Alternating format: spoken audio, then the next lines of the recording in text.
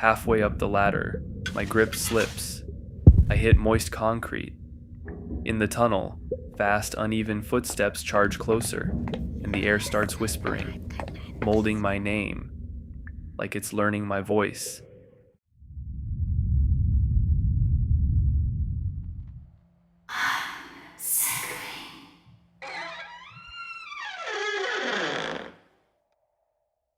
My first night on the midway, the air had the taste of powdered sugar and river mud. Sweet, heavy, a little bit wrong. Mardi Gras.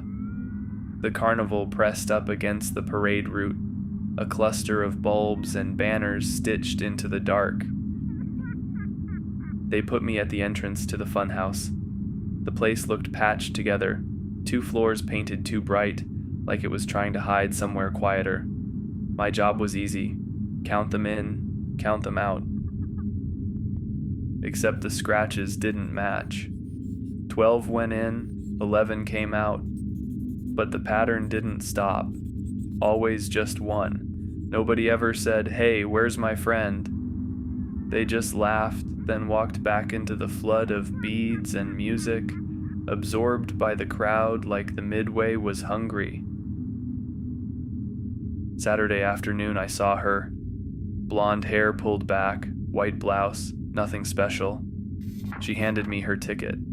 The fingers were cold against my palm. She passed through the doorway and vanished. I waited for her to come out. Others went in after her and came out laughing. She didn't. When the line thinned, I slid in and turned the deadbolt. The place stank. Old wood, cheap fog, something metallic underneath. At the end of the corridor, I found a seam. I pushed my fingers there. A door swung open on hidden hinges, unveiling a narrow hallway. Another door at the end. I went through and was outside, behind the food stalls. The music broke over me. Relief hit hard. Just a hidden exit.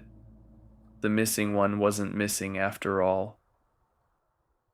Back inside, I spotted another seam near the baseboard. The panel swung open. The odor struck. Stagnant water, rot, sweetness gone bad. A ladder dropped into the dark. They said there was no basement. I went down anyway. The ladder ended on moist concrete. I moved off into a tunnel. My flashlight spotted something on the ground. A white purse, rhinestones, and purple beads in the strap. Hers. I called out. Silence.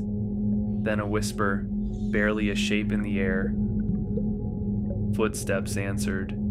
Fast, uneven, coming from somewhere further in the dark. I ran for the ladder, slipped, tried to haul myself up, and lost my grip halfway. Hit the ground hard. The footsteps were close now. It was her. She reeled into my light, holding her side. "Help me," she said, voice faint. "We're going up," I said, grabbing her arm. She pulled toward the dark. "Not that way. With me." Behind her, the sighing started again, molding my name. "I'm not going anywhere with you," I snapped. "Climb." She stared at me, then started up the ladder. I followed, one hand on her ankle. We came up into the funhouse, and I slammed the panel shut. The latch caught with a sharp click. "I don't remember," she said. "I heard people, like a parade. They said you'd help." "Why did you want me to go back?" I asked. "Because that's what you do," she said.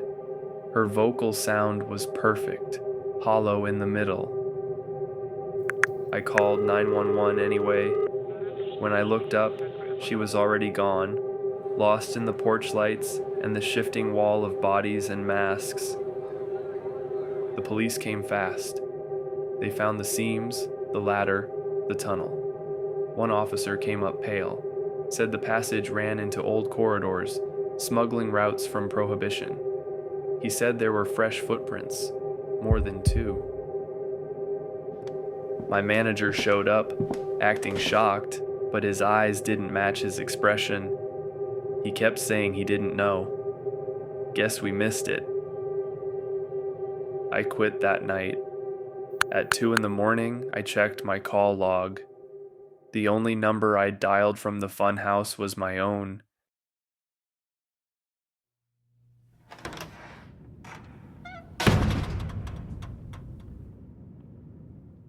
Like, shit.